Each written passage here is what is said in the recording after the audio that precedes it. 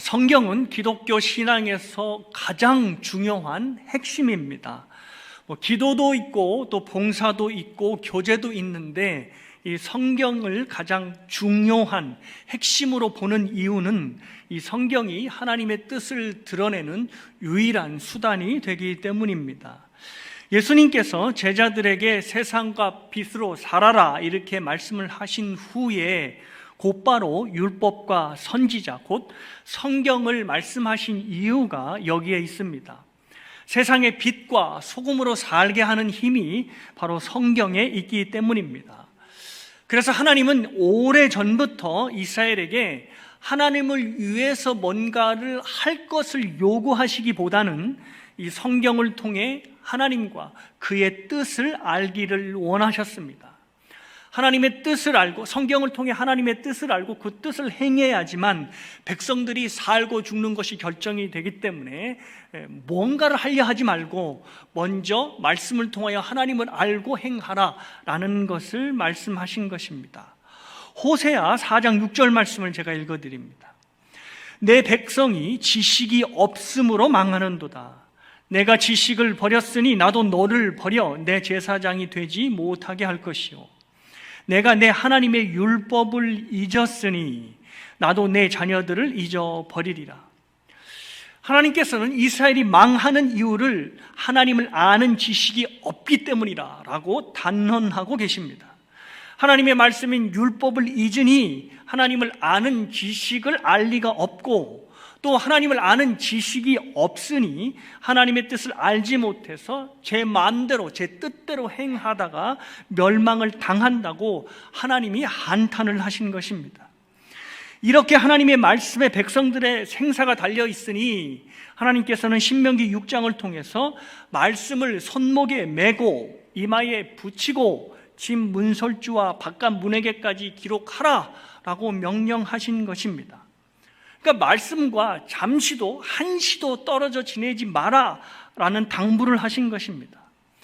그런데 안타깝게도 말씀과 한시도 떨어지지 말라라고 하시는 이 하나님의 당부가 요즘 신자들에게 완전히 외면을 당하는 이 씁쓸하고 안타까운 현실을 한국의 교회가 경험하고 있는 것입니다.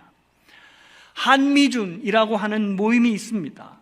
한국 교회 미래를 준비하는 모임이라고 하는 모임인데요.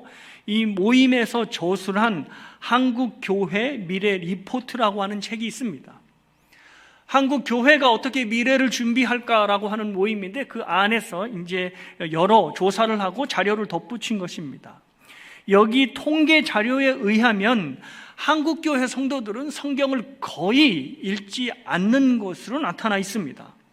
일주일에 성경을 얼마나 읽으십니까? 라고 하는 질문에 53%, 그러니까 절반 좀 넘는 사람들이 한 번도 성경을 읽지 않는다라는 답을 하였습니다. 그러니까 100명이 출석하는 교회라면 그 출석교인 중에 50명 이상이 성경을 한 번도 읽지 않고 교회에 나오는 것입니다. 그리고 성경을 읽었다라고 표시하는 사람들 중에서 27%가 일주일에 1시간이 안 되는 1시간 미만으로 성경을 읽는 것으로 답을 했습니다. 그러니까 하루에 1시간이 아니라 일주일에 1시간도 성경을 읽지 않은 것입니다. 이 두 그룹을 합하면 약 80%의 성도들이 일주일에 성경을 읽지 않거나 아니면 1시간 미만으로 성경을 읽은 채 교회에 그리고 예배에 출석하러 나오는 것입니다. 이것이 한미준이 조사한 한국 교회의 성경 읽기의 현 주소였습니다. 성경 문맹률이 참으로 심각한 것입니다. 그런데 더 심각한 것은 이 성경 문맹률이 그 다음의 세대로 이어지고 있다는 것입니다. 미국 칼빈 신학교의 강영한 교수님은 그의 책에서 교회 중고등부와 대학 청년부의 성경 문맹률이 심각한 수준에 이른다고 진단하였습니다. 미디어의 발달로 인해서 책을 읽지 않아도 이 정보와 지식을 얻는 환경이 되면서 이 청년들이 자연스럽게 책을 멀리하게 되었고 그 결과 성경까지도 멀리하게 되었다는 것입니다. 게다가 이 교회가 젊은 세대를 좀 붙잡기 위해서 쉽고 재미있는 활동 위주의 교육을 하다 보니 성경을 읽을 필요가 더더욱 없어지게 된 것입니다. 그래서 청년들을 보면 교회에서 제대로 성경 공부를 한 사람들을 찾아볼 수 없게 되는 것이고, 신약 성경조차, 그러니까 신구약 정체를 들어서 통독을 하는 것이 아니라 신약 성경조차 일독한 청년들을 거의 찾아볼 수 없는 현실이 되고 말았습니다.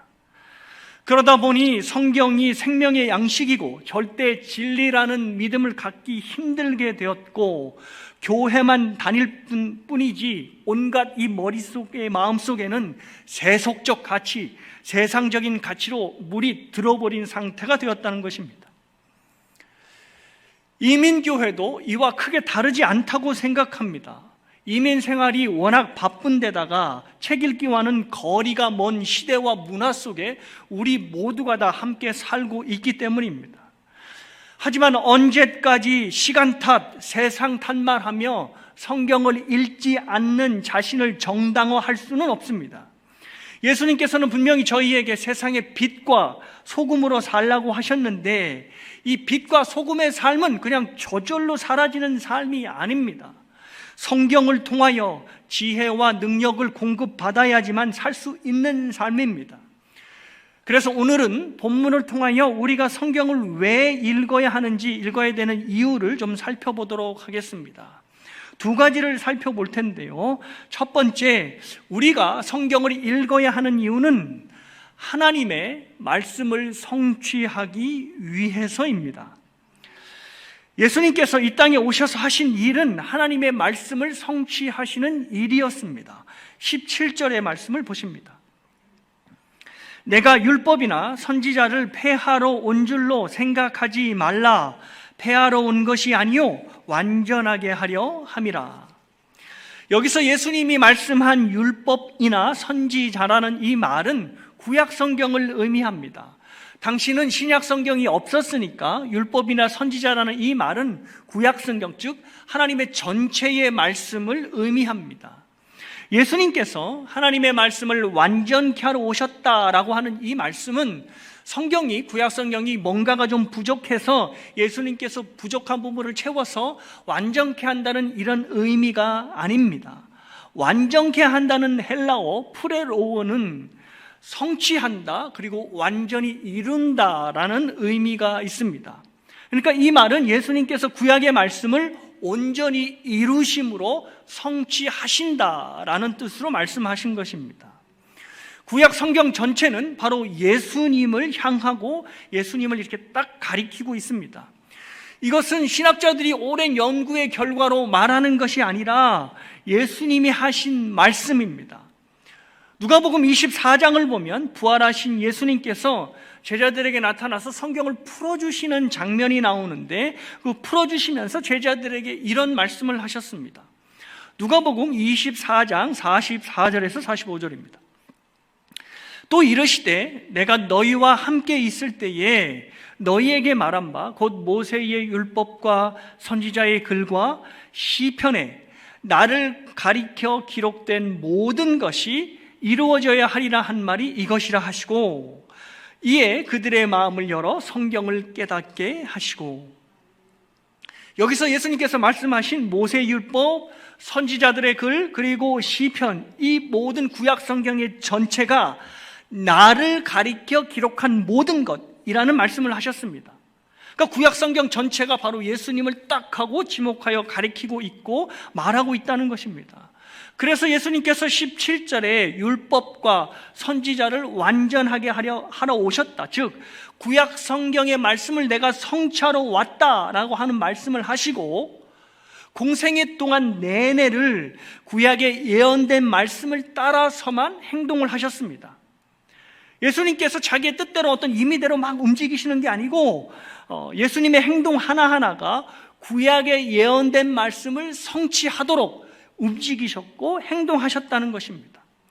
이것을 가장 잘 보여주는 장면이 겟세마네 동산에서 예수님이 체포를 당하시는 모습입니다. 예수님께서 겟세마네에서 기도를 마치시자 기다렸다는 듯이 가론 유다가 성전 경비대를 대동하여서 예수님을 체포하게 이르렀습니다. 그때 베드로가 옆에 있던 자의 칼을 뽑아서 경비대원의 귀를 내리셨습니다. 그러자 예수님께서 베드로를 꾸짖으시며 내가 하늘의 천군 천사를 불러서 지금 이 군대를 다 쓸어버릴 수도 있지만 그렇게 하지 않는 것은 선지자의 글들을 이루려 함이라 라고 하는 말씀을 하셨습니다. 선지서들이 예수님의 고난에 대해서 말씀하셨고 예수님은 그 모든 말씀을 성취하기 위하여 그냥 순순히 체포를 당하신 것입니다. 그리고 그 말씀 그대로 이사야서의 말씀이 성취가 되었습니다. 이사야서 53장 7절의 말씀입니다. 그가 곤욕을 당하여 괴로울 때에도 그의 입을 열지 아니하였으며 마치 도수장으로 끌려가는 어린 양과 털 깎는 자 앞에서 잠잠한 양같이 그의 입을 열지 아니하였도다.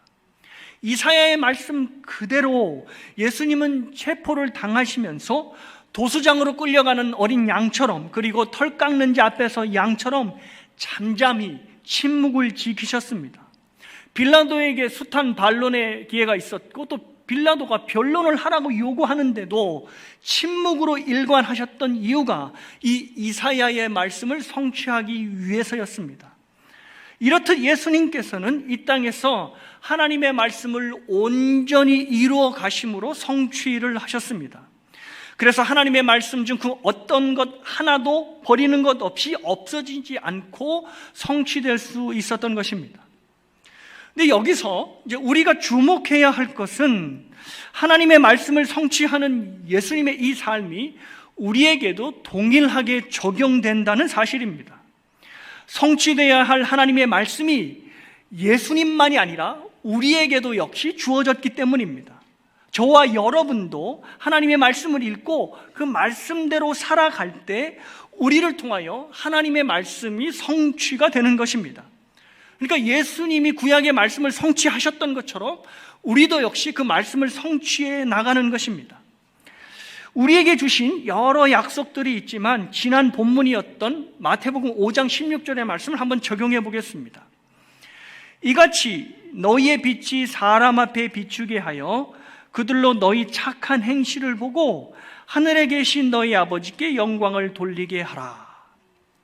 우리가 세상의 빛과 소금으로 살게 되면 사람들이 우리를 보고 하나님께 영광을 돌린다는 말씀입니다. 근데 이 말씀이 성취되기 위해서는 우리가 세상의 빛과 소금으로 살라고 하는 주님의 말씀에 순종해야 합니다. 그러면 그 순종하는 모습을 보고 사람들이 하나님이 정말 계시구나 하면서 하나님께 영광을 돌리게 되어서 이 말씀이 그대로 성취가 되는 것입니다. 예수님만 하나님의 말씀을 성취하는 것이 아니라 우리 역시도 우리의 삶을 통하여 하나님의 말씀을 성취하며 사는 것입니다. 그래서 내가 말씀에 순종하지 않으면 나를 통하여 성취되어야 할 하나님의 말씀이 성취되지 않는 것입니다. 16절의 말씀을 다시 적용해 본다면 내가 세상의 빛과 소금으로 살면 세상 사람들이 나를 보며 하나님께 영광을 돌리게 되어서 이 말씀이 성취가 되는 것이지만 내가 세상의 빛과 소금으로 살지를 않으면 사람들이 하나님의 영광을 나를 통해 보지 못하게 되고 그를 통하여 하나님의 말씀이 성취되지 않는 것입니다. 나로 인하여 성취되어야 할 하나님의 말씀이 성취되지 않는 심각한 현상이 일어나는 것이고 그로 인하여 하나님께서 영광을 받지 못하시는 것입니다. 이것이 바로 우리가 성경을 읽어야 하는 첫 번째 이유입니다. 내가 성경을 읽지 않고 말씀대로 살지 않으면 나를 통하여 성취되어야 할 하나님의 말씀이 성취되지 않습니다. 때문에 우리는 말씀을 읽지도 않고 그래서 말씀대로 살지 않는 내 자신을 굉장하게 심각히 생각해야 합니다. 나로 인해 말씀이 성취되지 못하고 하나님은 영광을 받지 못하시며 하나님의 나라는 지체되니 어찌 심각하게 생각하지 않을 수 있겠습니까? 그런데 우리는 말씀을 읽지 않고 말씀에 순종하지 않는 자신에 대해서 너무 태연하게 반응을 합니다. 말씀은 좋지만 아무래도 제가 세상에서 살아남으려 하다 보니 어떻게 그 말씀을 전부 다 지키겠습니까? 처자식을 먹여 살리다 보니 성경을 읽을 시간이 없습니다 라고 하며 성경을 읽지 않는 것, 그리고 성경 말씀에 제대로 반응하지 않는 것에 대해 정말로 대수롭지 않게 반응하는 것입니다. 자신을 체포할 군사들을 다 쓸어버릴 힘이 있어도 말씀 성취를 위하여 일부러 순순히 체포를 당하시고 오히려 체포를 방해하던 베드로를 꾸짖으셨던 예수님의 말씀에 대한 절박감이 우리에게는 없는 것입니다. 그래서 나를 통해 성취되어야 할 하나님의 말씀에 무관심한 채 일주일에 성경 한 장을 읽지 않고 용감하게 교회에 나오는 것이 우리의 현실이 되고 말았습니다. 사랑하는 여러분, 말씀의 성취를 위해 목숨을 내놓으셨던 예수님의 말씀에 대한 절박감을 가지시기를 바랍니다. 저와 여러분이 예수님처럼 하나님의 한마디 말씀이라도 나를 통해 성취되기를 바라는 그 간절함을 갖게 될 때 성경을 비로소 펴서 읽게 될 것이고 말씀에 순종하게 될 것이며 하나님은 우리를 통하여 성취된 말씀으로 영광을 받으실 것입니다. 두 번째, 성경을 읽어야 하는 이유는 성경이 시대를 초월한 영원한 진리이기 때문입니다. 18절 말씀을 보십니다. 진실로 너희에게 이르노니 천지가 없어지기 전에는 율법의 1.1획도 결코 없어지지 아니하고 다 이루리라. 예수님께서 율법의 1.1획도 없어지지 않겠다라는 말씀을 하셨는데 여기서 1.1획은 히브리어의 가장 작은 문자인 요드 문자를 가리킵니다. 그러니까 히브리어의 아무리 작은 문자라도 그것이 하나님의 말씀이면 반드시 이루어지고 성취가 된다는 것입니다. 그런데 18절에서 1.1획 못지않게 중요한 부분이 천지가 없어지기 전이라고 하는 부분입니다. 천지가 없어지기 전에는 없어지지 않는다라고 하는 이 말은 성경이 시대를 초월한 진리의 말씀이라는 것을 예수님이 말씀하신 것입니다. 시대가 변해도 이 천지는 그대로 있으니 천지를 초월한 것이 하나님의 말씀이라는 말입니다. 예수님은 성경이 시대를 초월한 절대 진리인 것을 지금 말씀하고 계십니다. 요즘 사람들은 이 절대라는 말을 상당히 불편해합니다. 절대자, 절대 진리, 절대 도덕, 절대 법칙 같은 말들을 굉장히 부담스러워합니다. 빠르게 변화되는 시대에서 나도 맞고 너도 맞는 상대적인 시대를 살다 보니 변하지 않는다는 이 의미인 절대라고 하는 단어에 대해 알레르기 반응을 일으키는 것입니다. 그러다 보니 성경이 시대를 초월한 절대 진리라는 것에 대해 거부감을 갖게 되고 성경이 시대 뒤떨어진 구닥다리로 여기는 경우가 상당히 허다합니다. 한 성도분이 아주 느지막하니 신앙생활을 시작하게 되었습니다. 늦은 신앙생활이었지만 하나님께서는 그에게 많은 은혜를 주셨고 그는 신실한 그리스도인이 되었습니다. 이분에게는 가정을 이룬 장성한 아들이 있었는데 그 어머니가 신앙을 갖게 되어 살다 보니 아들에게 정말 필요한 것이 믿음이구나 생각하여서 그 아들에게 교회를 다니며 신앙생활을 하자라고 권유를 했더니 이 아들이 엄마, 지금 때가 어느 때인데 아직도 교회를 다닐 생각을 하느냐 라며 자신을 원시인 취급하더랍니다. 아들의 눈에는 21세기가 절대자와 변치 않는 절대 진리를 믿는다는 것이 전혀 상식 밖의 일이라고 생각했던 모양입니다. 성경을 보면 동물들이 말을 하고 바다가 갈라지고 하늘에서 양식이 떨어지는 것, 이 같은 내용들은 차치하더라도 성경에 나오는 수많은 명령들이 개인의 선택과 자유를 무시하는 듯한 시대착오적인 말로 보여지고 들려지기 때문입니다. 성경은 그냥 고전으로 봐야지 시대를 초월하는 절대 진리로 보는 것, 이 자체가 용납이 안 되는 것입니다. 그러나 성경은 이 부분에 대해서 절대 양보가 없습니다. 예수님은 이미 말씀하신 바 천지가 없어지면 없어졌지 하나님의 말씀 성경은 없어지지 않는다라고 하셨고, 베드로 사도도 하나님의 말씀은 세세토록 영원한 것이라 라고 선포를 하였습니다. 그럴 수밖에 없습니다. 성경이 성인들의 교훈집이라면 죽은 사람들의 말이니 당연히 시대에 뒤떨어진 고전 취급을 받아도 됩니다. 하지만 성경은 죽은 자들의 말이 아니라 살아계신 하나님의 말씀입니다. 살아있는 사람의 모든 말이 살아있는 말이 되듯이 살아계신 하나님이시기에 그가 하신 모든 말씀이 현재도 살아있는 말씀이 되는 것입니다. 그래서 성경은 하나님의 말씀을 살아 움직이는 왕성한 생명력으로 표현하고 있습니다. 히브리서 4장 12절에서 13절입니다. 하나님의 말씀은 살아있고 활력이 있어 좌우에 날선 어떤 검보다 예리하여 혼과 영과 및 관절과 골수를 찔러 쪼개기까지 하며 또 마음의 생각과 뜻을 판단하나니 지으신 것이 하나도 그 앞에 나타나지 않음이 없고 우리의 결산을 받으실 이에 눈앞에 만물이 벌거벗은 것 같이 드러나느니라. 히브리서가 묘사한 하나님의 말씀의 핵심은 살아있는 왕성한 생명력입니다. 이 왕성한 말씀의 생명력 때문에 하나님의 말씀은 시대를 거슬러 올라 시대를 초월하여서 사람들에게 역사하는 것입니다. 그래서 하나님의 말씀을 생명력으로 경험한 사람들은 성경이 자신을 강하게 이끌고 있음을 경험합니다. 강영환 교수님은 이것을 말씀이 사람을 읽는다는 표현을 하고 있습니다. 내가 성경을 펴서 읽는다고 생각을 했는데 말씀이 나를 진단하고 나의 잘못된 점을 바로잡고 나의 갈 길을 보여주는, 즉 성경이 나와 내 인생을 샅샅이 파헤쳐서 읽는 것입니다. 그래서 히브리서 기자는 만물이 벌거벗은 것 같이 드러난다라는 말씀을 한 것입니다.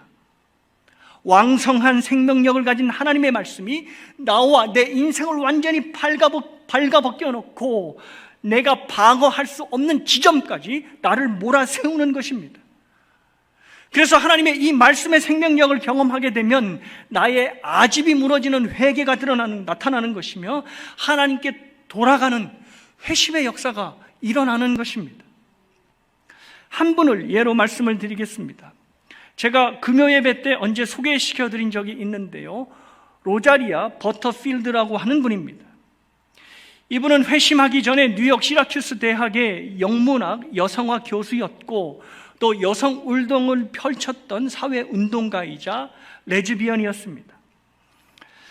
대학에서 종신교수를 제안할 만큼 학문적으로 굉장히 왕성한 활동을 하고 있었고 자신이 속한 성소수자들, 게이와 레즈비언 그리고 트랜스젠더들의 이 권익을 위해 앞장서 활동하는 사회운동가로 살았습니다.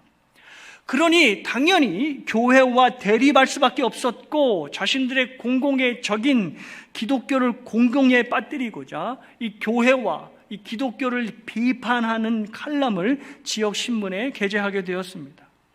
그 칼럼은 사회에서 엄청난 반향을 불러일으켰고 수많은 격려 편지와 함께 협박의 내용을 가득 담은 편지도 함께 받게 되었습니다. 그런데 그 편지들 중에 격려와 협박 중 어느 곳에도 속하지 않는 편지 하나를 발견하게 되었는데 그 편지를 뉴욕 시라큐스 개혁장로교회의 켄 스믹스 목사님이 써서 보낸 편지였습니다. 그 편지에서 이 버터필드 교수를 막 공격하는 내용 대신 버터필드 교수에게 던지는 질문으로 가득하게 그 편지의 내용이 가득 찼습니다. 질문의 내용들은 주로 이러한 것들입니다. 당신이 신문에 쓴 기독교를 공격하는 칼럼은 과연 믿을 만한 내용인가? 당신의 칼럼이 옳다는 것을 어떻게 확신할 수 있는가?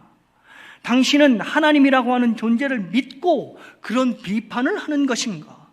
라는 등의 질문을 던졌습니다. 이 질문을 받고 나니 내가 학자로서 기독교를 조금 더 객관적으로 공부해야 되겠다, 그래야지 객관적으로 공격을 하게 되겠다, 이런 생각을 하게 되고 성경을 본격적으로 읽어야 되겠다라는 결심으로 나아가게 됐습니다. 그리고 성경을 읽기 전에 먼저 자신에게 편지를 보내주신 이 스미스 목사님께 전화를 했습니다. 그러자 뜻하지 않게 이 켄 스미스 목사님 부부가 이 버터필드 교수를 초대하였고, 그들의 따뜻한 초대로 인하여서 기독교에 대해 조금이나마 열린 마음을 갖게 되었습니다. 그리고 그 후에 본격적으로 성경을 읽기 시작하였습니다. 매일 4시간, 5시간을 할애해서 성경을 읽고, 그리고 본인이 학자답게 최대한 객관적인 시선을 유지하고자 거의 모든 번역본들을 비교해가며 아주 꼼꼼하게 성경을 연구하였습니다. 하나님의 은혜를 받고자 성경을 읽는 것이 아니라 기독교를 공격하기 위해서 정말로 열심히 성경을 읽었는데, 성경을 읽으면 읽을수록 마음에 이런 생각이 밀려드는 것입니다. 만약 예수가 정말 하나님의 아들이라면, 그래서 그 예수가 정말로 부활해서 하늘 보좌에 앉아 계시다 훗날 세상을 심판할 심판자로 오게 된다면 어떻게 되는 거지? 정말 성경이 말한 대로 모든 사람들이 죄라는 공경에 빠져 있다면 어떻게 되느냐는 말이야. 이러한 심각한 질문들이 버터필드 교수가 지난날 살아온 모든 삶이 잘못된 삶이 될 수 있다는 생각을 들게 만들었고, 그 생각이 계속되면 계속될수록 삶의 불안의 요소가 더욱더 가중되었습니다. 삶이 이렇게 계속해서 불안해 나갈 때 친구로부터 받은 존 칼빈의 기독교 강요를 읽게 되었고, 그 책 안에서 칼빈이 인용한 로마서의 말씀을 읽게 되었습니다. 하나님을 알되 하나님을 영화롭게도 아니하며 감사하지도 아니하고 오히려 그 생각이 허망하여지며 미련한 마음이 어두워졌나니 스스로 지혜 있다 하나 어리석게 되어 썩어지지 아니하는 하나님의 영광을 썩어질 사람과 새와 짐승과 기어다니는 동물 모양의 우상으로 바꾸었느니라.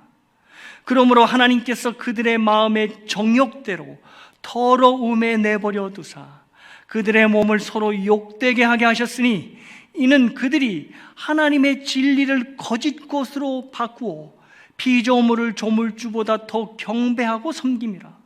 주는 곧 영원히 찬송할 이시로다. 아멘.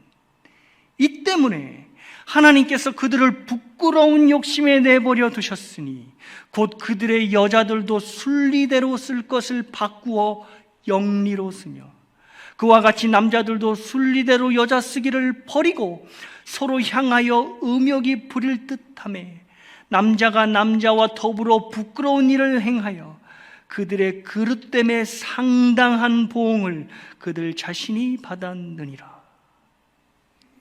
이 말씀을 읽는 동안 성경이 레즈비언으로 살고 있는 자신의 삶, 자기를 꿰뚫어 보고 있다는 느낌을 받게 되었습니다. 강영한 교수님이 말한 말씀이 사람을 읽는 역사가 일어난 것입니다. 기독교를 공격하겠다고 읽기 시작한 성경이었지만 시간이 지나자 성경이 버터필드 교수와 그의 인생을 낱낱이 파헤쳐 읽고 있었습니다. 살아 활력 있는 하나님의 말씀이 그의 살아온 삶이 하나님을 대적하는 삶 그 자체가 되는 것이고, 이대로 살면 영원히 심판을 받을 수밖에 없다는 것이 완전히 드러나고 말았습니다. 히브리서가 말씀 앞에 만물이 벌거 벗겨지는 역사가 버터필드 교수의 삶에서 일어나게 된 것입니다. 그때부터 이 교수님은 정말로 예수님이 부활하신 하나님이라면 내 마음을 변화시켜 주십시오 라고 기도하기 시작하였고, 살아 생동하는 하나님의 말씀은 버터필드 교수가 그동안 옳다 여겨왔던 모든 것들을 고쳐나가기 시작하였습니다. 그 결과 이분은 현재 교수직을 버리고 목사님과 결혼하여 가정을 이뤄 사모님으로 그리고 내 아이를 입양한 엄마로, 그리고 지역 사회를 섬기는 기독교 운동가로 살게 되었습니다. 이것이 바로 성경이 살아있는 하나님의 말씀이며 시대를 초월하여 택한 백성들을 변화시키는 절대 진리가 되는 이유입니다. 고전의 교훈들은 사람들에게 선한 영향력을 주는 것은 맞지만 이전의 삶을 뒤엎을 만한 능력과 힘은 없습니다. 왜냐하면 죽은 사람들의 말이기 때문입니다. 그런데 성경은 다릅니다. 성경은 살아계셔서 역사하시는 하나님의 말씀이기 때문에 살아있는 사람들을 강하게 이끌고 인도하는 생명으로 역사를 하는 것입니다. 말씀을 정리합니다. 하나님은 우리 각 사람을 통해 하나님의 말씀이 성취되기를 소원하십니다. 내가 하나님의 말씀을 소중하게 여기며 순종하게 될 때 분명히 나를 통하여 하나님의 말씀은 성취되고 그로 인하여 분명히 또한 하나님께서는 영광을 받아주실 것입니다. 그리고 내가 살아있는 말씀 앞에 무릎 꿇고 말씀이 나를 읽도록 내어드린다면 고쳐질 수 없었던 죄악된 삶이 고쳐지고 하나님의 뜻을 향해 나아가는 삶을 살아낼 줄을 믿습니다. 천지에 앞서는 말씀을 읽고 순종함으로 살아있는 말씀이 저와 여러분의 삶을 활력 있게 인도하는 역사가 항상 일어나게 되시기를 주님의 이름으로 축복합니다.